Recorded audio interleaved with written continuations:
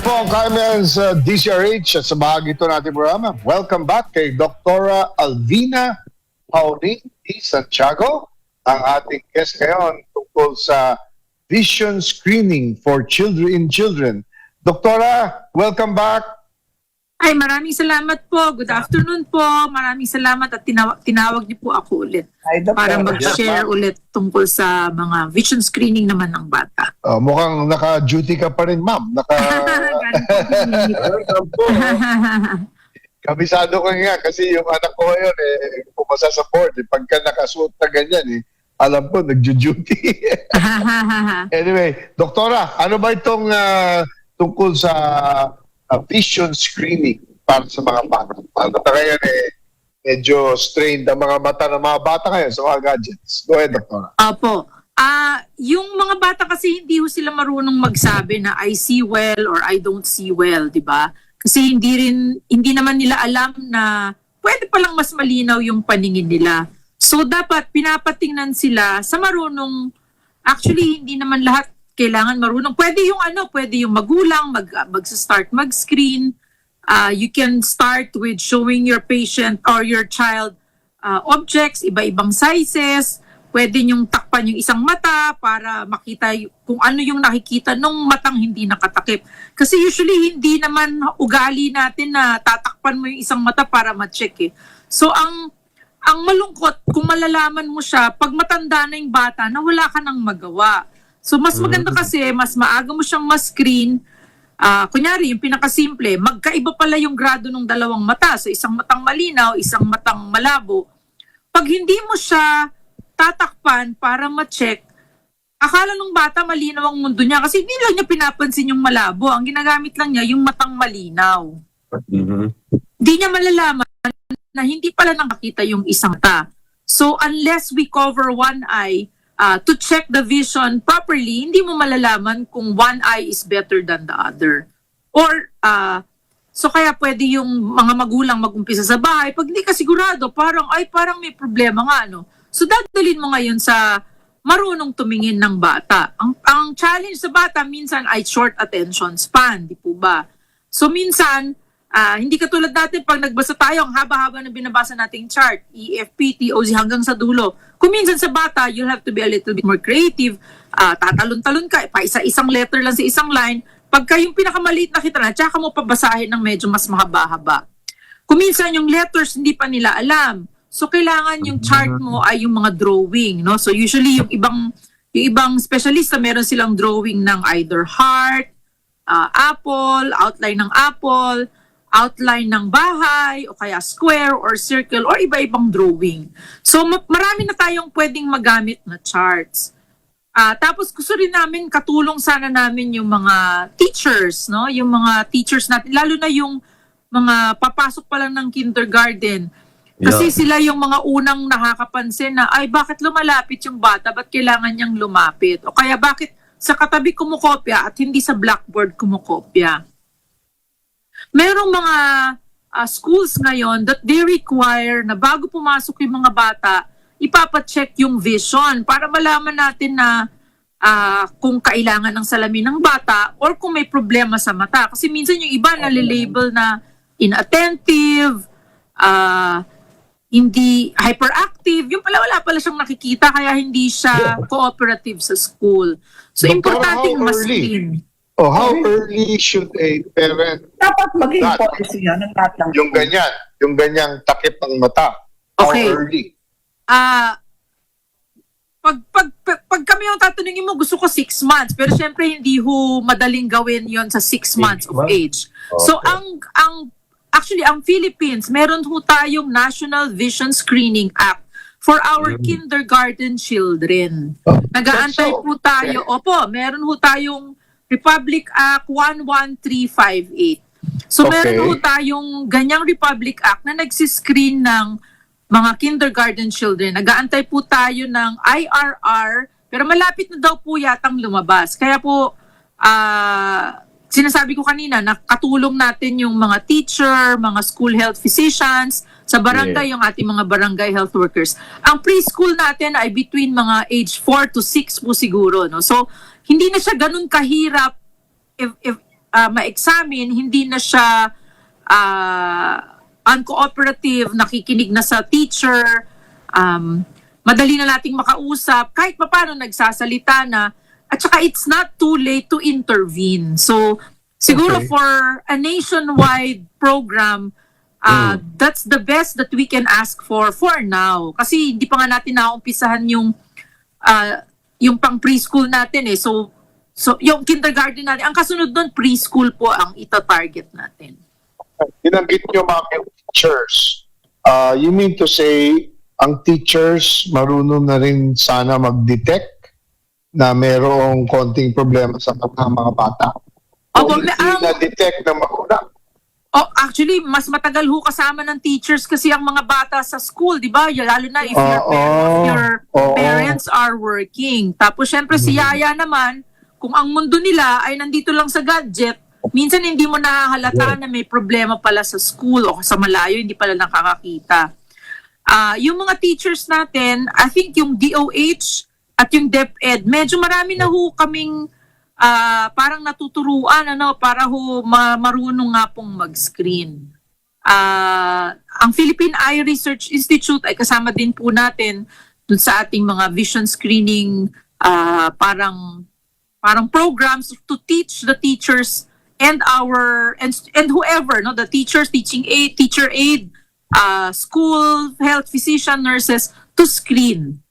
So minsan yan magpapakita lang kasi mas maikli yung pasensya ng mga bata. So minsan magpapakita lang ng isang line ng critical na dapat nakikita nila at that age. So for our example, siguro parang yung 4 na letter lang, HOTVX in a certain size.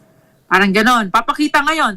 Pag nakikita ng bata, ay pasado sa screening. Pag hindi nakikita ng bata, ay mukhang kailangang i-refer sa specialista. Opo. Tapos tuturuan na one eye at a time.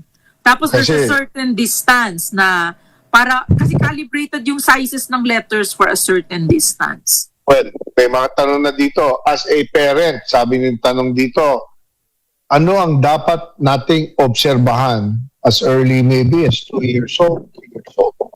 Kung minsan dapat mapapansin na kailangan vision screening yung bata.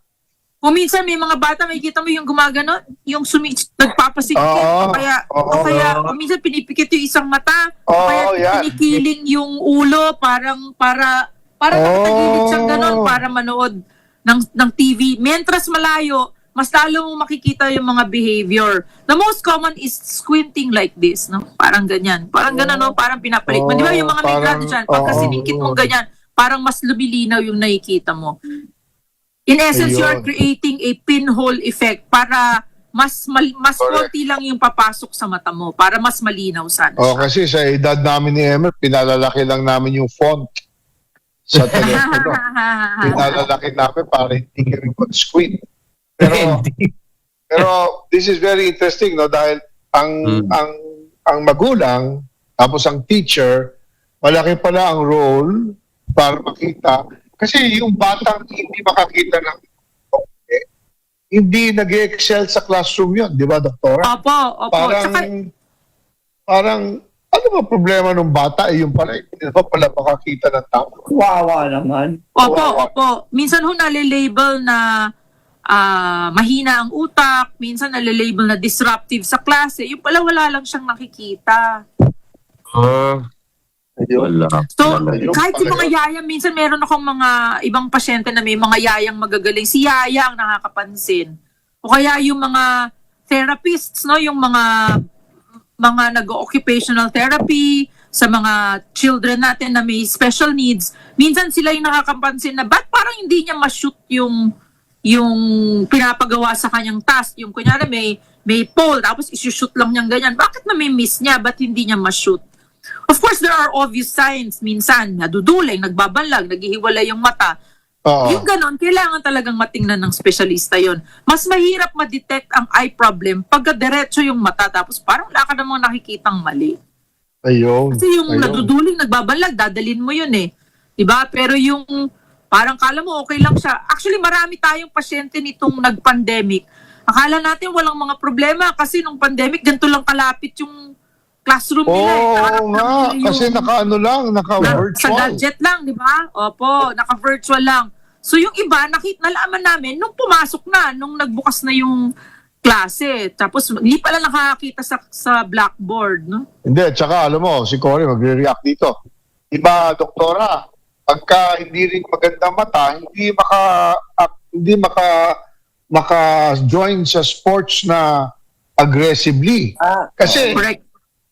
di ba, Cory, paano mo sasaluhin yung bola? Hindi mo pala makita na maayos yung bola. Correct. Paano ka Correct. magpa-participate sa outdoor activities? Hindi ka naman makakita. Kaya minsan may Apo. nakikita kong bata, yung naka-goggles pa, na gano'n. Talagang ang screening pala, doktor, napakalaking epekto sa bata. Insecure ang mga bata. Ayun. Na merong kapansanan. Tapos yung mga bata kasi, they will not know to tell you. Sabi mo, hindi naman siya nagsasabi. Kaso hindi naman niya alam na hindi pwede niya alam. palang luminaw ang mundo niya. Akala niya, yun na yun, di ba?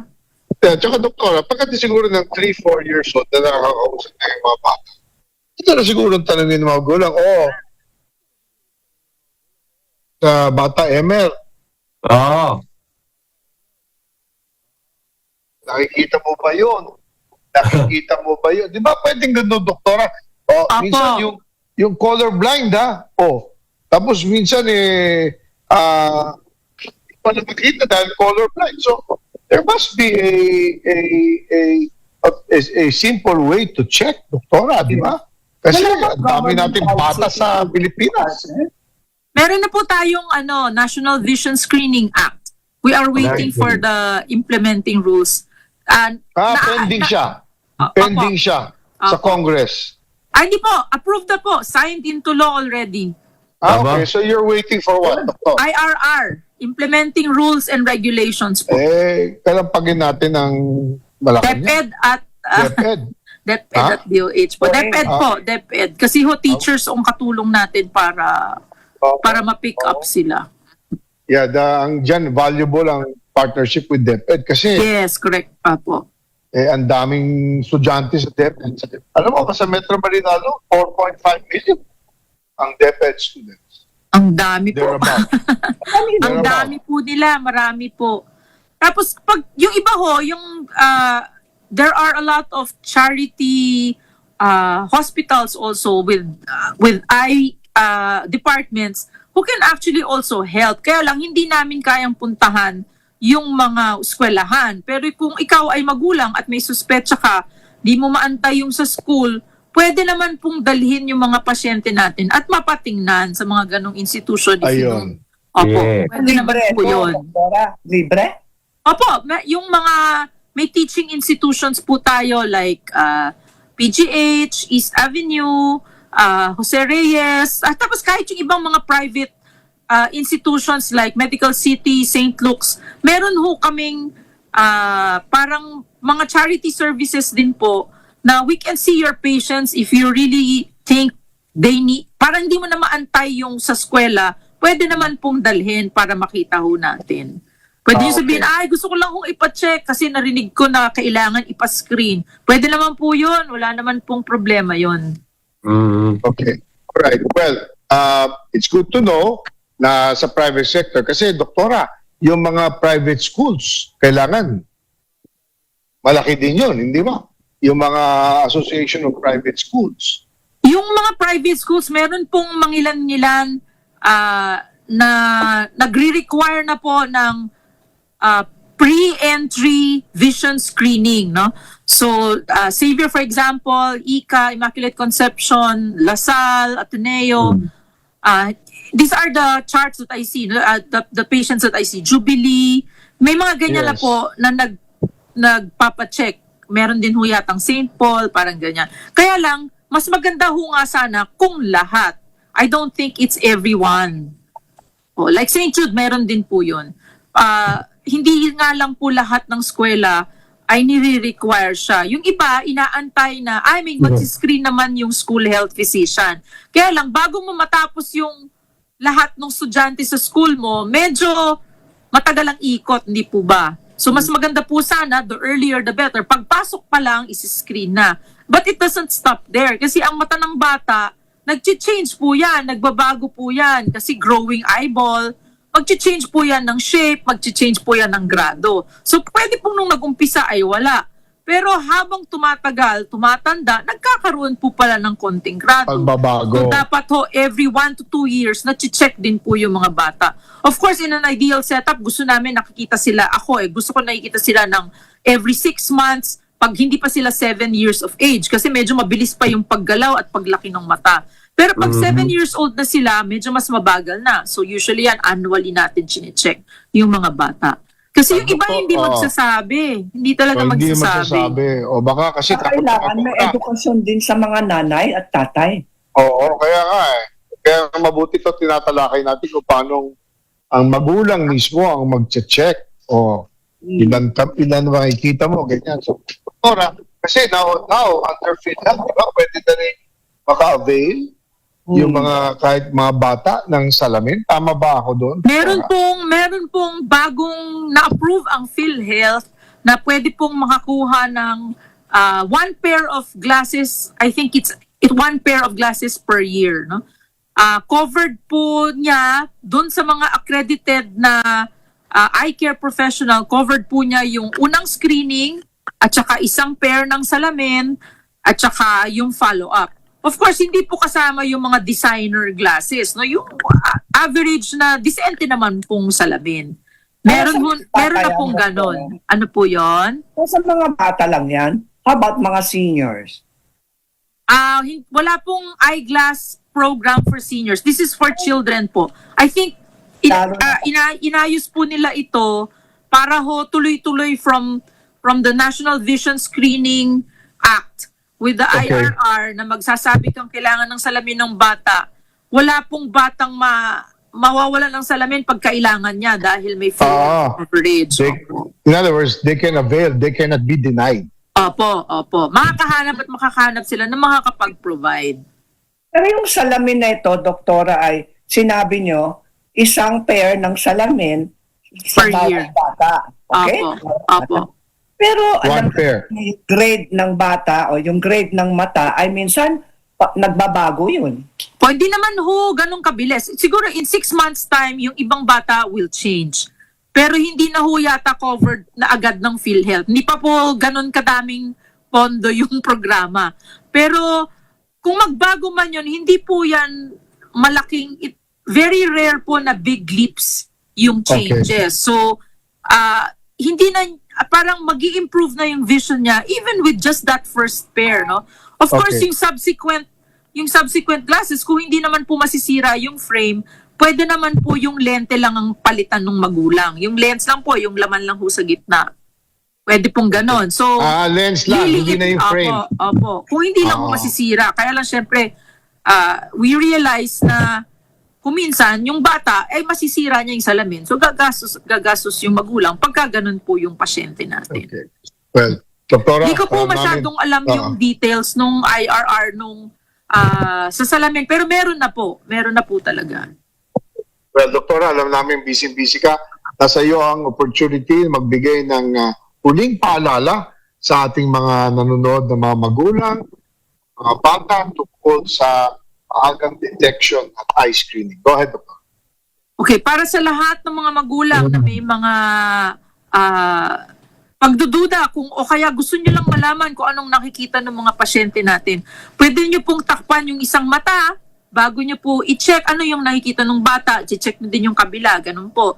Tapos pwede nyo pong standard, kung kayo po ay natingnan, kayo po ay nagpapatingin, pwede nyo yung standard kung ano yung nakikita nyo. So papatingin kayo, kunyari, yung face ng relo, o kaya yung sign ng mga street signs, no, na nababasa nyo. Minsan yung iba, ang nagiging standard nila, hindi na nila nakikita yung pinapakita sa simbahan, hindi pala nakikita nung bata. So those are, marami pong pwedeng maging surrogate charts, no, para malaman mo kung may nakikita o hindi ang mga bata.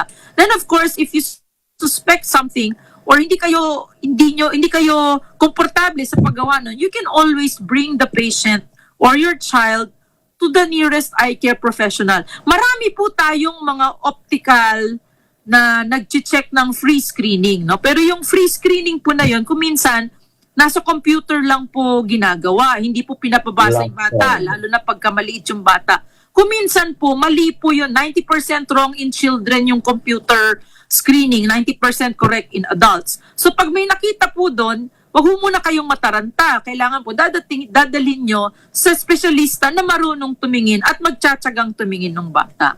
Okay. Okay? Doktora, maraming salamat sa Sige oras po. niyo at nakaka-maasa kami na you will be available for us always dahil marami po talagang nangangailangan ng tulong tungkol dito sa eyes vision screening for children. Sige Doktora, po. maraming salamat. Have a good day, have a good weekend. Maraming Bye. salamat po. Hanggang sa ulitin po. Thank you very much. Beautiful Okay. eyes. Yes, of course. Okay, partner Connie, may babatiin ka pa. Happy birthday to me! Oh! Yes. Happy Happy birthday to you. Oo, birthday week ko pala ito, Happy partner. birthday tayong lahat. Yes. Alam namin na ikaw ay nananatiling 44 sa edad, hindi gumagalaw. Hindi na gumagalaw yung edad. Naawa ng Diyos. Laban lang, laban. Laban lang. Oh. Sabi nila, partner, age is but a number. Only a Yeah. number. O yan. Keep it going. Di ba? Age is the true birthday. age. Is the Happy age birthday. of your heart. Yung libre mo sa amin, schedule na rin natin sa buffet, ha? Buffet, ha? Yeah. Gusto namin buffet. Thank Partner you. Emer, may babatiin Happy ka ba? birthday! Patayin mo na si Partner Raymond. Uuwi na siguro, Oh, Partner Raymond. Raymond, yun Malakas ba? ka.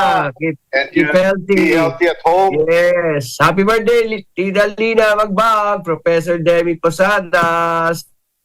And syempre, happy anniversary, June, and Sister Aida Valbuena. Hello, Click Me PH. At condolence to Nick Perlas and family. Yun. Okay, dito na lang po nagtatapos. Yeah? Corey? Okay, dito na po nagtatapos ang programa. Tandaan nyo, tuwing Sabado alas 4 hanggang alas 5 ng hapon, dito po sa DCRH ang programang Kaya Mo Yan. Yan. Bye. See you next weekend, Weekend. guys. Bye. Yan. Abala.